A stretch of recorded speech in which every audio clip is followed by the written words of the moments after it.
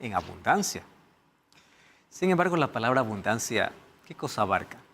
¿Bienes materiales o espirituales? ¿Qué tipo de abundancia Dios quiere brindarnos?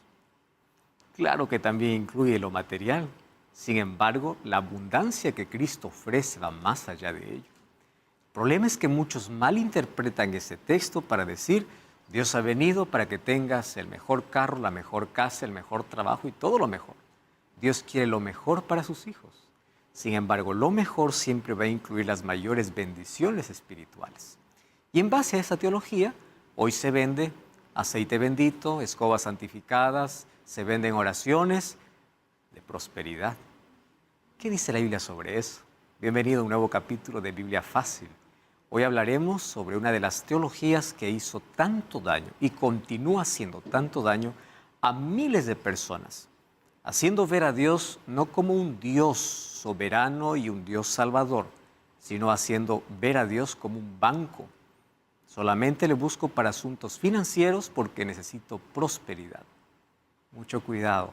Hoy hablaremos sobre este tema a la luz de las Escrituras. Un grande abrazo para ti. Nos alegra que puedas estar acompañándonos siempre en cada capítulo, en este camino que iniciamos ya hace algunas semanas, hablando sobre creencias populares. Diversas opiniones, diversas creencias, donde la mayoría de personas cree que son correctas, mas no tienen su base bíblica. Y hoy estamos listos para un programa más. Un grande abrazo, Dios te bendiga. Gracias por permitirnos entrar a casa y sobre todo a tu corazón con la palabra de Dios. Bienvenidos amigos, listos entonces para una jornada más. Vamos a abrir la palabra de Dios y como siempre pedimos su bendición a través de la oración. Querido Dios, queremos agradecerte por esta oportunidad que tenemos de poder estudiar tu palabra. Que tu Santo Espíritu nos pueda orientar, nos pueda guiar, nos pueda convencer de pecado, puede iluminar nuestra vida para que podamos comprender este asunto tan importante que aunque es muy proclamado y muy aceptado, que tu palabra nos diga qué es lo correcto y qué no lo es. Danos tu bendición, tu Santo Espíritu sea nuestro Maestro en el nombre de Jesús. Amén. Muy bien, listos para el tema de hoy. Y antes, como siempre, quiero ofrecer para nuestros amigos un curso bíblico, un material que hemos venido ofreciendo durante toda esta temporada. Se trata del curso En Busca de la Verdad. 15 capítulos extraordinarios que hace que podamos profundizar nuestro conocimiento en las Sagradas Escrituras. Puedes solicitarlo a nuestro WhatsApp más 5512-98-100-1460 o ingresar a estudielabiblia.com. Vas a encontrar este material disponible y es totalmente gratis. Vamos para nuestro estudio de hoy. El título de nuestro tema de hoy es Prosperidad financiera. ¿Es una prueba de fe? ¿Por qué razón? Hay muchos que dicen así. El grado de tu fe, o tú puedes medir el grado de tu fe en base a la prosperidad que tienes. Mientras tienes más fe, Dios te va a bendecir más materialmente. O sea, dentro de esta teología no entran los pobres en el plan de Dios. La pobreza sería considerada una maldición o una falta de fe. Estás pobre porque te falta fe. Y si eres rico es porque tienes mucha fe. La fe se mide en base a o la riqueza se mide en base a la fe que tienes. Eso es lo que dice la Biblia. Vamos a ver si es que esto es una gran mentira o si tiene un fundamento bíblico. Prosperidad financiera, ¿es prueba de fe? Hablemos primero un poco sobre el dinero y lo que la Biblia dice sobre el dinero. ¿Está bien? Jim Carrey, un actor, humorista y cantante, ganó premios Globos de Oro, hombre muy famoso. Él decía, espero que todas las personas del mundo sean ricas, famosas y tengan todo lo que siempre soñaron para que así se den cuenta que esa no es la respuesta. Incluso, dato estadístico asombra que los países que tienen mayor comodidad también tienen el mayor índice de suicidio. Mayor riqueza pareciera que diera felicidad, mas no lo es. Personas que tienen la mayor comodidad, encontramos ya artistas, famosos, personas que uno los ve y dice, yo quisiera tener esa vida, mas no tienen paz, no tienen esperanza. Y Jim Carrey decía, ¿cómo quisiera que todas las personas sean ricas y famosas para que sepan que esa no es la respuesta para la vida? Hay algunos mitos sobre el dinero, lo hay. Por ejemplo, el dinero cambia a las personas, no cambia. El dinero revela quién es la persona. El dinero da felicidad, no da felicidad, da comodidad. Y esa comodidad puede parecer una felicidad corta. Sin embargo, continúa en el vacío. Es pecado ser rico, eso es una mentira, porque en la Biblia yo encuentro varias personas ricas. Abraham fue un hombre rico, Jacob fue un hombre rico, Job fue un hombre rico. Entonces la riqueza no está en contra. Sin embargo, vamos a ver dónde radica el problema de muchas personas hoy en cuanto a riqueza. ¿Qué cosa es el dinero? El dinero se puede resumir en un concepto simple. Es una suma de tiempo, talento y energía. ¿Qué es el dinero? El dinero es la suma de tu tiempo, de tu talento y de tu energía. Esas tres cosas. Por eso es que todo lo que hacemos en la vida casi siempre tiene una recompensa que es a través del dinero. La Biblia habla sobre dinero.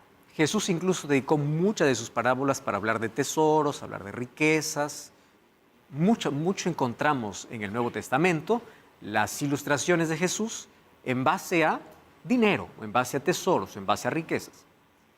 Y en el Antiguo Testamento nosotros encontramos casi un curso completo, o mejor, las bases, los principios de lo que hoy conocemos como educación financiera. En la escuela se nos enseña siempre a sumar, restar, dividir, multiplicar. No nos enseñan educación financiera, que debiera ser un curso tan importante, ¿no? Cómo poder manejar las finanzas, qué hacer con aquello que recibimos. ¿Qué hacer? ¿Solo gastar? ¿Cómo ahorrar? ¿Cómo invertir? No nos enseñan eso. Más, si en las escuelas nos enseña, esa educación financiera se debiera recibir en casa. Y se debe recibir desde los primeros años de vida para que ya cuando la persona llegue a la adultez pueda saber qué hacer cuando tiene dinero en la mano. Hay gente que no sabe qué hacer con dinero y lo acaba todo en un momento y después está lamentándose el resto de tiempo. Falta de administración o sabiduría, o simplemente falta de educación financiera. En la Biblia hay por lo menos 12 principios de educación financiera. Aquí apenas coloqué unos 4 principios que la Biblia presenta. La primera es el principio del ahorro, Proverbios 13:23. Miren, solamente para ver apenas uno de los tantos textos bíblicos. Proverbios capítulo 13, versículo 23. Hay algunos que piensan que el ahorro va en contra de la fe. No es así. Ahorrar no significa desconfiar de Dios. Recordemos que José, cuando tuvo 7 años de abundancia en Egipto, él dijo, no lo acabemos todo. Y él no estaba dudando de Dios. Él estaba administrando los bienes de Dios. Entonces, en la abundancia, ahorrar para la escasez. Proverbios 13:23 dice, en el barbecho de los pobres hay mucho pan, mas se pierde por falta de juicio. Interesante, ¿no? En la casa, dice, hay pan, pero se va a perder por falta de ¿qué? De sabiduría, de administración, por falta de juicio. ¿Por qué? Porque todo lo que tiene un momento lo puede acabar. Y el siguiente texto de Proverbios capítulo 21, versículo 20, miren lo que dice aquí Salomón. 21:20 de Proverbios dice, tesoro precioso y aceite hay en la casa del sabio.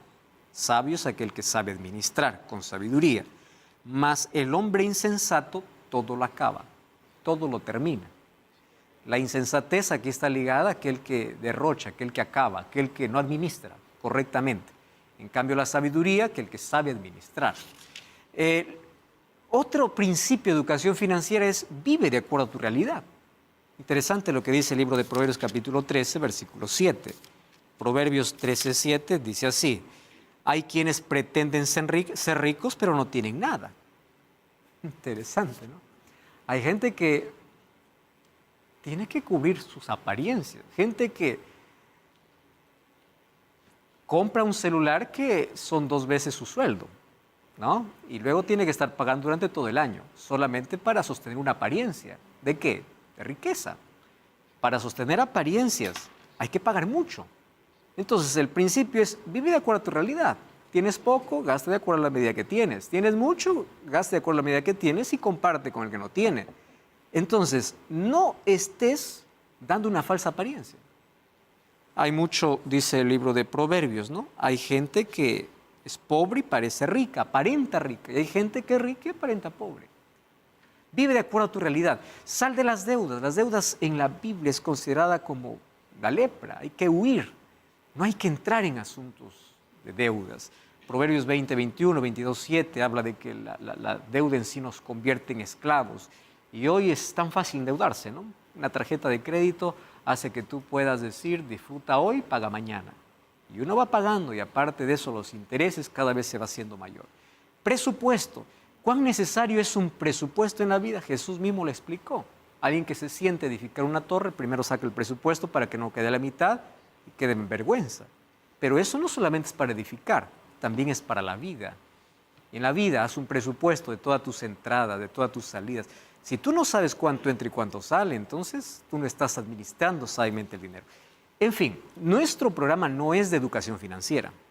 Sin embargo, estoy presentando apenas principios que en base a esto, existen varios libros incluso sobre cómo poder invertir, ahorrar, vivir y qué hacer con el dinero. Pero la Biblia ya coloca ciertos principios financieros. ¿Por qué?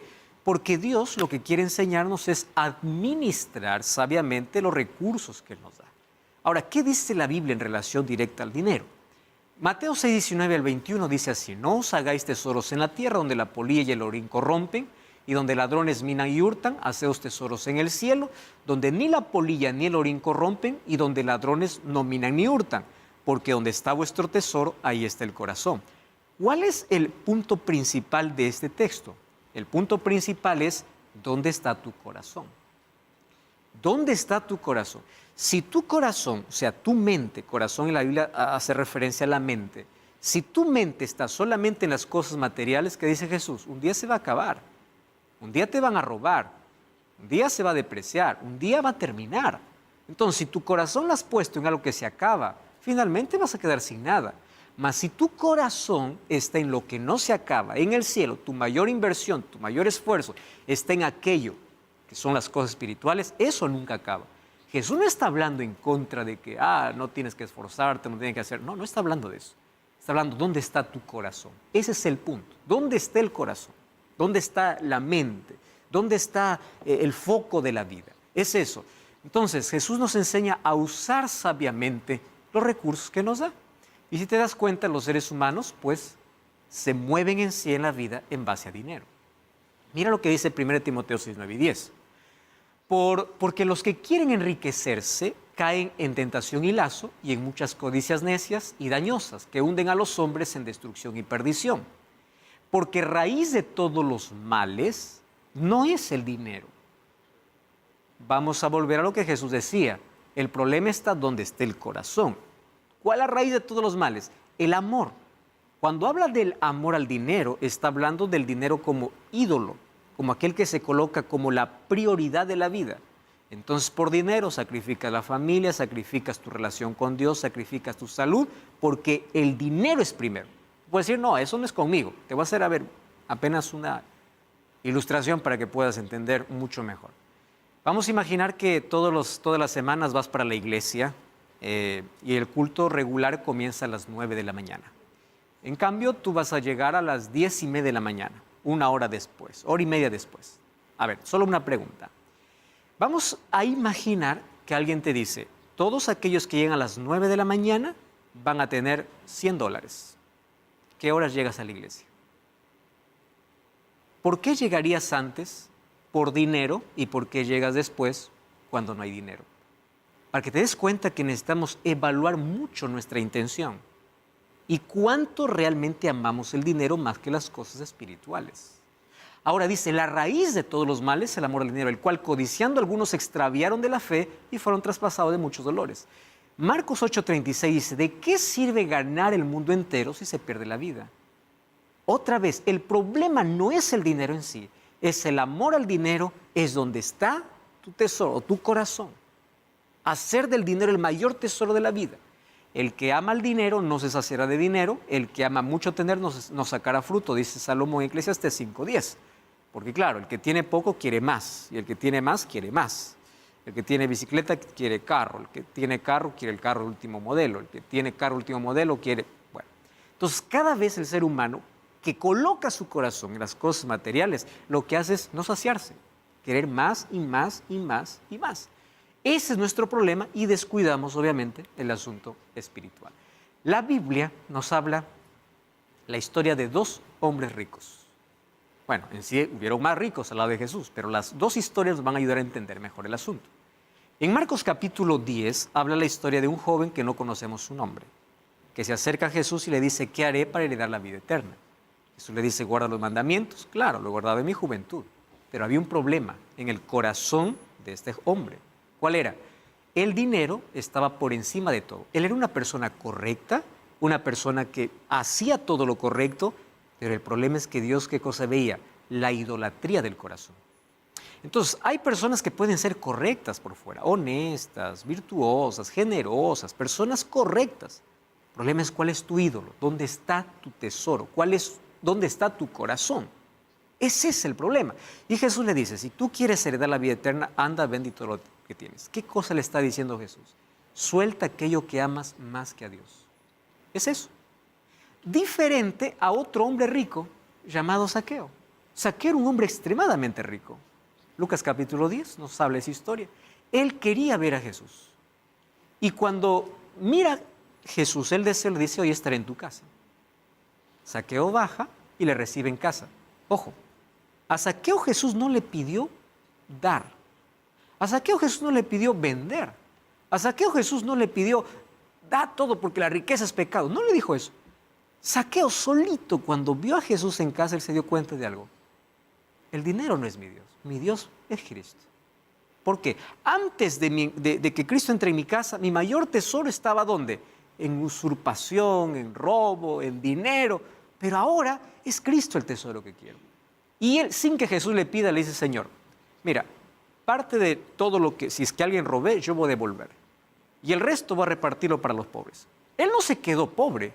Él continuó teniendo riquezas, pero Jesús no le pidió que él abandone toda la riqueza. ¿Por qué? Porque Jesús conocía ¿qué cosa? El corazón. Y al conocer el corazón, Jesús dice qué cosa es lo que tienes que soltar completamente. En el caso del joven rico, ¿cuál era su Dios? El dinero. Entonces Jesús le dice, suelta. Entonces probablemente para ti no sea el dinero, para ti sea otra cosa. Sea una persona, sea, no sé, trabajo, sea alguna otra cosa.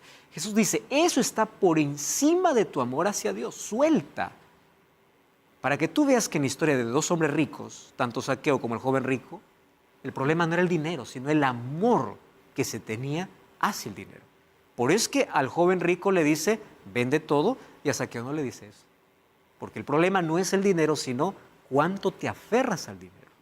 Ese es el problema. Ahora, ¿por qué estoy explicando todo esto? Porque existe hoy una teología, y esto es extraño, suele sonar muy extraño, una teología de adoración basado en dinero. Esa teología se llama teología de la prosperidad. Y yo quiero hacer hoy una diferencia y espero que hoy podamos tener el tiempo suficiente para que podamos nosotros establecer la diferencia entre la teología de la prosperidad y la teología de la fidelidad. La Biblia habla de fidelidad a Dios, pero la fidelidad a Dios, Satanás una vez más lo tergiversó para una falsa teología, la teología de la prosperidad. Entonces, ¿cuál es la diferencia entre la teología de la fidelidad y la teología de la prosperidad? Vamos a desarrollarlo entonces ahora. ¿En qué consiste la teología de la prosperidad? En un mundo materialista y consumista, ser próspero, ¿qué cosa es? Tener dinero. ¿Te va bien? No es porque tienes paz, porque tienes esperanza. La persona piensa que solo te va bien cuando tienes dinero. Eso está en la cabeza de la mayoría, ¿no? Le está yendo bien. No porque tiene una familia. No, le va bien porque tiene dinero. Mientras más dinero tenga, mejor te va. Eso es en el concepto que consumista, materialista. Sin embargo, prosperidad no se mide por cuánto dinero uno tenga. Prosperidad se mide por cuánto bienestar tenga, por cuánta paz tenga, por cuánta esperanza tenga. Eso es verdadera prosperidad. La verdadera prosperidad tiene que ver con el ser humano, no con lo que tiene. ¿Cuántas personas tienen todo por fuera y son vacías por dentro? Tienen las mayores comodidades y no tienen paz. Tienen todo para ser feliz y quieren morir. Porque prosperidad no se trata de cuánto material tenga, sino cuánta riqueza yo tenga que el dinero no puede comprar. De eso se trata la verdadera prosperidad. Entonces, hoy existen muchos que venden una falsa prosperidad basado solamente en ¿qué? En dinero. ¿En nombre de quién? Del Evangelio. Y es interesante. Yo ya escuché y ya acompañé, cuando digo acompañé, vi por internet ahí, muchos cultos de solo testimonios. Yo era pobre, el Señor me bendijo y fui rico. ¿Y por qué? Porque entregué todo mi sueldo para Dios. No encuentro un testimonio, yo era pecador y ahora soy transformado. No, todo el culto está en base a dinero, no en cambio de vida, no en cambio de corazón, no en cambio de actitud, sino antes era así, hoy tengo tanto, antes era así, hoy tengo tanto. Entonces, si quieres tener tanto, si quieres salir de la pobreza, entrega tu sueldo, entrega tu casa, entrega... Una teología basada en ¿qué? Solo en lo material. No en salvación, no en transformación de carácter, nada, solo en lo material. Eso se llama teología de la prosperidad. Ahora, la Biblia presenta, en relación al dinero, orientación, principios y administración. Claro que Dios quiere bendecirnos y claro que podemos ser ricos, sí. Mientras tanto, nuestro corazón no esté aferrado a eso, sino Cristo puede estar por encima de todo. El problema de la teología de la prosperidad es que piensa que prosperidad que Dios quiere dar solo tiene que ver con dinero. Ese es un problema. Ahora, el Evangelio no consiste en hacer un negocio con Dios. La teología de la prosperidad tiene que ser entendida por la teología bíblica, que es la teología de la fidelidad. Y probablemente me esté acompañando alguien que es líder religioso o un pastor que proclama esta teología. Escúchame bien. Tú y yo sabemos, y tú sabes perfectamente, que aquello que estás diciendo para las personas no es correcto y no es bíblico. Así que, por favor, abandona esa práctica y comienza a vivir bajo los principios y enseñar los principios que Dios tiene establecido en su palabra. Porque aquello que tú estás diciendo no tiene un fundamento bíblico. Ah, no, pero la Biblia dice que el que me da recibirá 100 veces más. Vamos a investigar eso, de qué está tratando Jesús en ese texto bíblico. Y tú sabes que hoy muchas personas ven a la religión como el mejor negocio. ¿Por qué crees que hay muchas personas que no quieren más ir a la iglesia? Porque dicen la religión es un negocio. ¿En base a qué? ¿Sabes en base a qué? A que ven que solo pastor sale para pedir todo lo que el miembro tiene. Todo lo que sus miembros tienen. Deme para acá, porque Dios les va a bendecir. ¿Qué tipo de teología es eso? Vamos a enseñar la Biblia, vamos a enseñar la verdad. Y claro que Dios proveyó un sustento para el ministerio, sí, se llama diezmo. Pero el diezmo es totalmente diferente a la teología de la prosperidad. ¿Cuál es la diferencia? Eso vamos a analizarlo hoy. Ahora miren, miles de personas hoy van a la iglesia no porque quieren conocer la voluntad de Dios. Hay miles de personas que van a la iglesia porque quieren salir de sus deudas. Es por eso. Hay tanta gente que va a la iglesia no por salvación, sino por milagros. Ese es el foco del cristianismo. Hay gente que solo busca a Dios por dinero, solo por curación. Dios no es visto más como Dios, Dios es visto como objeto. Estoy pobre, dame dinero. La fe es visto como una tarjeta. Yo coloco la tarjeta, pongo mi contraseña y necesito dinero. Dios es visto como un objeto. Ya no es como Dios. Dios me saca de la pobreza, Dios me cura. Yo no quiero salvación, yo solo quiero dinero. Eso es lo peligroso de esta teología. Entonces, Satanás tranquiliza la mente de tanta gente que dice, yo estoy yendo a la iglesia, estoy adorando a Dios. ¿Para qué? ¿A qué estás yendo a buscar? ¿Estás yendo a buscar salvación? ¿Estás yendo a buscar perdón? ¿Estás yendo a buscar solo prosperidad financiera? El peligro. La teología de la prosperidad se basa en una frase interesante. Dice así, el que recibió tu ofrenda proveerá para tu regreso porque él no te deberá nada. Esta palabra es la más preocupante. En la teología de la prosperidad, todo lo que pones para la iglesia hace que Dios sea deudor.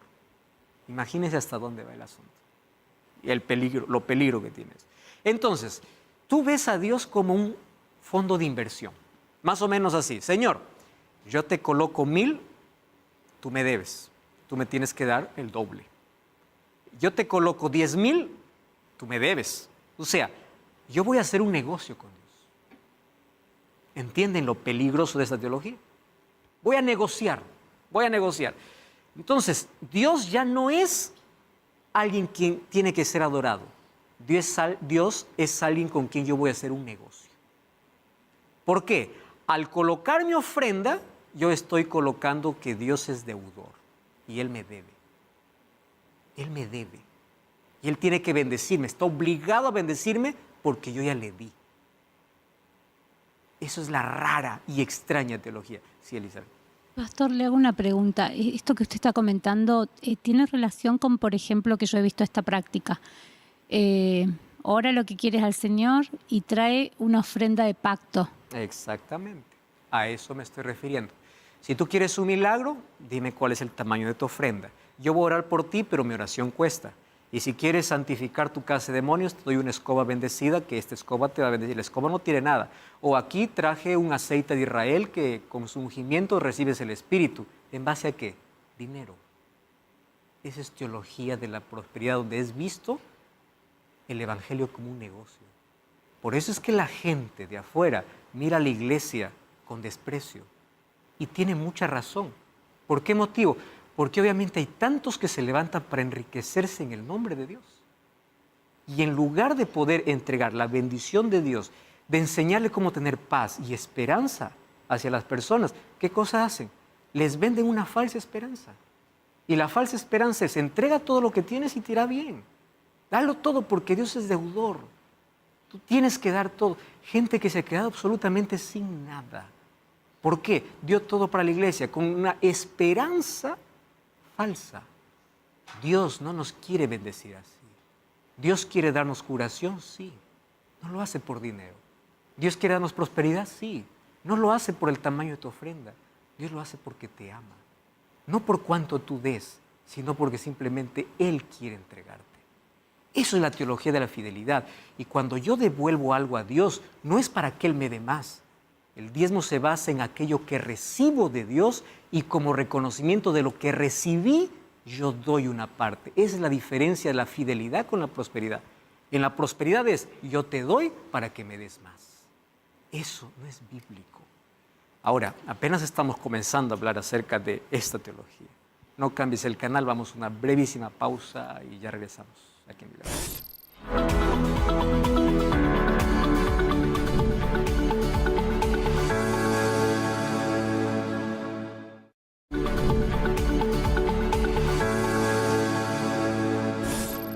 Estamos de regreso aquí en Biblia Fácil y ya sabes que tú puedes solicitar un curso que es totalmente gratuito para profundizar allí tu conocimiento en la palabra de Dios.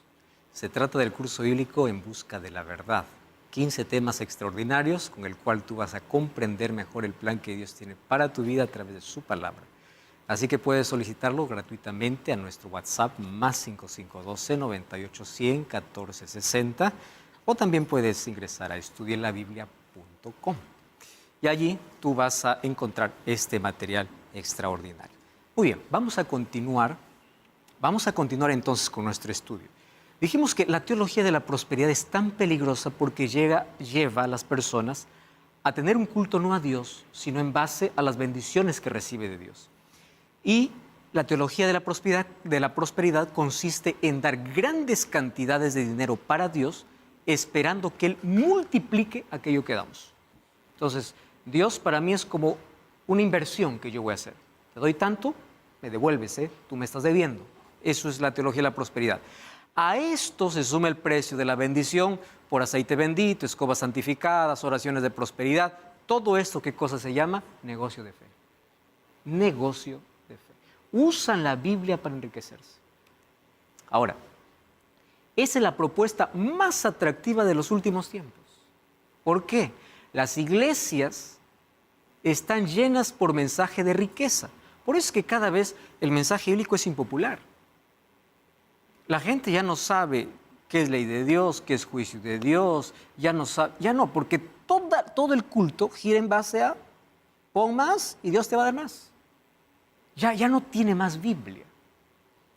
El centro es el dinero. Y recordemos lo que la Biblia habla en relación a ese punto. Colocan toda su esperanza en campañas de fe, ¿no? Y acá se abre una campaña de fe. Y mejor ya no hablo porque ustedes conocen bien lo que estoy diciendo aquí.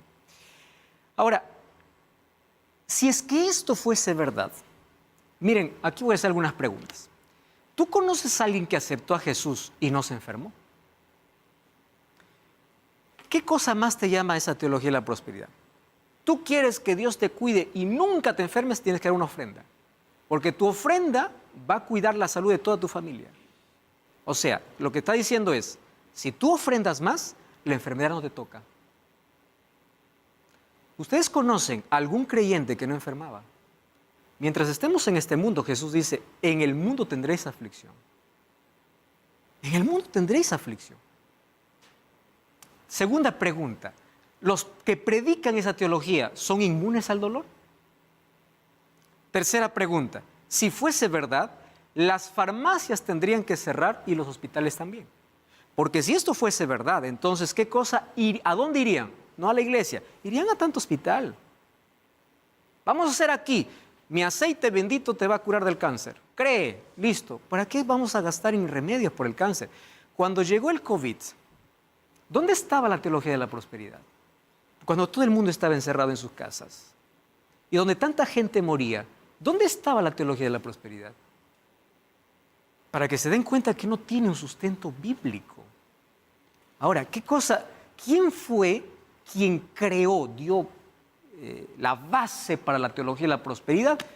Este hombre llamado Oral Roberts, ustedes pueden buscar toda su biografía, está disponible. Oral Roberts es conocido como el padre del Evangelio de la Prosperidad. Este hombre tuvo una gran influencia en grandes predicadores como Kenneth Hagin, Kenneth Copeland, Fred Price. O sea, todos estos copiaron ¿de qué? De Oral Roberts. Y él decía así, resumió el asunto así. Necesitas dos cosas, fe y dinero. Interesante, ¿no? Fe y dinero. Dinero para materializar tu fe, dinero para donar y fe para recibir. Así de simple. Tú necesitas entonces dinero para dar y fe para recibir. Por eso necesitas dos cosas, fe y dinero, para poder materializar tu fe. Este concepto ha hecho que la gente pueda ser esclava de ambición y culpa. ¿Por qué razón? Porque la gente piensa, yo no tengo porque no doy, entonces voy a dar más. Pero la gente cuando da más dice, ¿por qué no recibo? Ah, porque me falta fe. Entonces, o necesito dar más o necesito más fe. Les cuento una historia. Real, totalmente. Una señora de 65 años se fue al pastor para pedirle que pueda orar por una causa laboral que estaba perdiendo, que tenía que ver con un sueldo que no le pagaba la empresa donde ella había dedicado tantos años y en base a eso también afectaba toda su jubilación. El pastor le dice, está bien, voy a orar. A la semana siguiente viene la señora de 65 años, le dice, pastor, muchas gracias por su oración, pastor, gracias. El pastor no sabía lo que había pasado, le dice, ¿qué cosa sucedió? Pastor, resulta que aquel problema que yo le comenté ahora está resuelto. Dios me ha bendecido. Gloria a Dios por eso. El pastor le dice, no, gloria a nada. Justamente Dios me acaba de revelar que todo el dinero que recibas, tú me des. Y tú me des porque Él quiere darte 3 veces más. Mire la astucia. Dios me ha revelado que todo el dinero que recibes me des porque Él te va a dar 3 veces más en 90 días. Pasó el primer mes, segundo mes, tercer mes, la señora se acercó, le dice, pastor, yo hasta ahora me he quedado sin nada. Por favor, el dinero, Dios no me bendice. El pastor en medio del culto saca a la anciana y le dice, quiero darles un testimonio. Esta mujer que ustedes ven aquí tuvo suficiente fe como para poder entregar su dinero, pero no tiene suficiente fe como para poder recibir. Que sea de ejemplo para todos, que así como tienen fe para dar, tengan fe para recibir. Y la mujer perdió todo. Eso es teología de la prosperidad. Engañosa, diabólica. Y hay tanta gente que piensa que puede negociar con Dios. Señor, te doy para que me tripliques, si no, mi negocio es eso. Ese es el ciclo de ambición y culpa. El centro del culto es el dinero. Vamos a negociar con Dios. Ese es el centro del culto. ¿En qué se basa? Versículos fuera de su contexto. ¿Cuáles son los textos que más les gustan? Yo he venido para que tengan vida y vida en abundancia. Así que, hermano, si quieres un carro nuevo, vende tu carro viejo y tráeme el dinero del carro nuevo y en un mes tendrás un carro nuevo. Porque Dios quiere darte vida en abundancia. ¿Estás enfermo? Trae tu ofrenda y Dios te va a curar porque Dios te va a dar vida en abundancia. Cuando dice Jesús vida en abundancia, ya vimos a qué se refiere abundancia. Experiencias espirituales, fe, esperanza. Y claro que Dios nunca nos va a abandonar.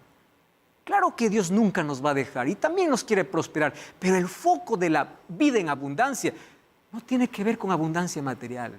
Tiene que ver con aquello que Dios coloque en la vida. Paz, esperanza, bienestar, salvación. Otro texto, todo el que por mi causa he dejado casas, hermanos, hermanas, padre o madre, recibirá 100 veces más. Ustedes saben que este es el texto preferido de Kenneth Copeland. La esposa de Kenneth Copeland se llama Gloria. Y Gloria Copeland un día dijo, Marcos 19 o Mateo 29, 29 es el mejor negocio de nuestra vida. ¿Qué cosa decía? ¿Ya vieron? Es lo que está Jesús diciendo. Tú vas a recibir 100 veces más. Así que trae todo, hermano, trae todo lo que tengas, porque 100 veces más Dios te va a dar. ¿De qué cosa está hablando Jesús estas 100 veces más? Está hablando de una bendición colectiva. Miren, esta gente, ¿qué cosa perdió? Por desprecio de la misma familia. Dejaron padre y madre, los despreciaron. Y ellos aparentemente quedaron huérfanos de una familia. Pero Dios les dio 100 veces más porque les entregó, ¿qué cosa? Una familia espiritual. Hay gente que perdió su herencia por causa de Cristo. Y Dios le dio 100 veces más. Miren la iglesia apostólica, todos tenían en común porque ellos atendían sus necesidades. Eso es recibir más de aquello que perdieron. Veamos el contexto. Otro texto. Cualquier cosa que ustedes pidan en mi nombre, yo lo haré. Así será glorificado el Padre en el Hijo. Lo que pidan, yo lo haré. Entonces, hermano, ¿qué quieres? Pide. ¿Qué quieres? ¿Un carro nuevo? ¿Una casa nueva? Pide. Y Dios te va a dar. A ver, voy a pedir, Señor, quiero que en este momento me transportes para Japón. No fui transportado. Pero ahí dice todo. Todo es todo. ¿Qué se refiere ese todo? Abran sus Biblias para ver en qué contexto está. Vamos a Lucas 11, 9 y 10. Ustedes saben que ese está en el contexto de pedir y se os dará. Vamos a Lucas capítulo 11. Lucas capítulo 11, versículo 9. Allí una vez más se va a repetir ese versículo. ¿Está bien? Por tanto os digo, pedid y se os dará, buscad y hallaréis, llamad y se os abrirá. El que pide recibe, el que busca halla y al que llama se le abre. Y ahí Jesús dice, ¿qué hombre de vosotros? O sea, si tú pides, Él te va a dar. La pregunta es, ¿qué cosa es lo que te va a dar? Miren el versículo 13. ¿Qué dice el versículo 13? Si vosotros siendo malos sabéis dar buenas dádivas a vuestros hijos, ¿cuánto más vuestro Padre Celestial, qué cosa dice que dará? El Espíritu Santo a quienes le piden. Jesús cuando dice pide lo que quieras está hablando de bendiciones ¿qué? Espirituales. ¿Qué quieres? Fe, sabiduría. ¿Qué cosa es lo que quieres? Yo te voy a dar. Ah, Señor, pero quiero que me cures. Dios también te puede curar. Señor, yo también quiero salir de las deudas. Dios te va a decir, yo te voy a enseñar cómo administrar mejor lo que tienes. También te voy a sacar de las deudas. Pero ojo, no por negocio, sino porque yo quiero bendecirte. En la oración hay que expresar todo a Dios, es verdad. Pero ese todo se refiere a las bendiciones espirituales. John Piper definió como a la teología de la prosperidad como el movimiento de la nueva era de las Escrituras, donde muestra que Dios puede ser fácilmente manipulado por medio de dinero y de palabras mágicas.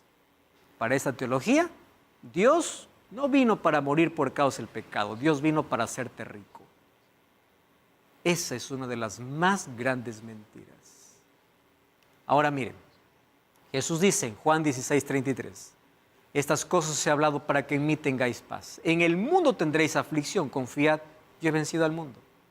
Jesús prometió que en tu crisis te va a sostener. No dudes, no he visto justo desamparado ni su descendencia que mendigue pan. ¿Estás con problema financiero? ¿Dios te puede sacar de la deuda? Puede, pero primero quiere que tú aprendas principios. En su palabra está registrado cómo administrar mejor el dinero. ¿Dios quiere darte salud? Claro que quiere, pero primero quiere cambiar tus hábitos para darte salud. ¿Me estás entendiendo? No es que Dios me bendice en base a lo que pongo. No, querido. Eso no dice la Biblia. Cuando Dios quiere bendecir, Él no cobró porque sanó un cojo. Él no cobró al leproso. Él no dijo, a ver, leproso, en base a tu ofrenda va a ser el milagro. ¿Dónde está eso? Eso es totalmente antibíblico. Ahora, Dios quiere bendecir, pero no quiere negociar. Él sabe cómo y cuándo darnos. Hay tanta gente pobre que lucha por el día a día, gente fiel, gente consagrada a Dios. Cuando Jesús vino a esta tierra, José y María no eran ricos. José era un carpintero que luchaba por el día a día. María era una mujer pobre. Tanto así que cuando fueron para el templo para dar una ofrenda, no les alcanzaba para un cordero. Ofrecieron palomas. ¿Entienden? Entonces, ¿de dónde nace toda esta idea de teología de la prosperidad? 1 Timoteo 6, 7 al 10. Nada trajimos a este mundo, nada podremos llevar. Si tenemos ropa y comida, contentémonos con eso. Los que quieren enriquecerse caen en la tentación. Y ahí el texto que nosotros ya leímos. Colocar el dinero como centro de adoración, manipulando la Biblia, diciendo que Dios quiere hacernos ricos financieramente, es una de las mentiras de la teología de la prosperidad. Dios sí quiere hacernos ricos. ¿En qué? Romanos 15, 13.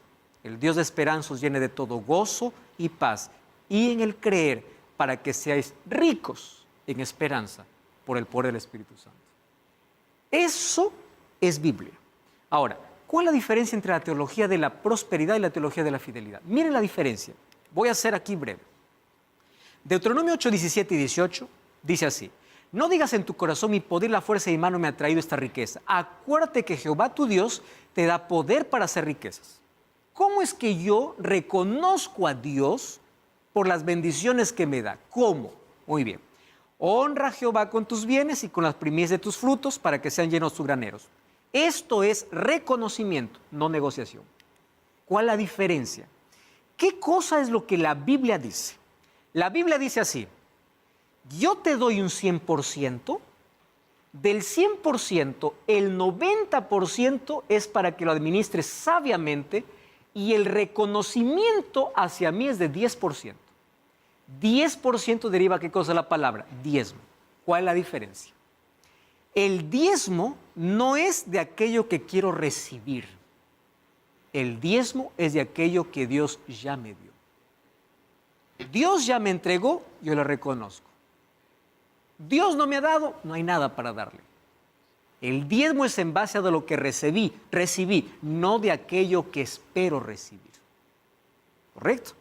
Por eso es que es reconocimiento de lo recibido, de las ganancias recibidas. Y no es donación, es devolución. Entonces, ¿cómo es que yo reconozco a Dios? Como dice Deuteronomio 8 y Proverbios 3. El antídoto contra el egoísmo, esto demuestra honestidad, madurez espiritual, reconocimiento, adoración y fidelidad. Y esto es bíblico. ¿Por qué? Mateo 23, 23. Hay de vosotros, escribas y fariseos, diezmáis la mente, el eneldo y el comino, y dejáis lo más importante, la justicia y la misericordia y la fe. Ellos diezmaban de todo, pero se olvidaron de lo más importante. ¿Y qué dice Jesús? Esto era necesario hacer. No está condenando la práctica, sin dejar de hacer aquello.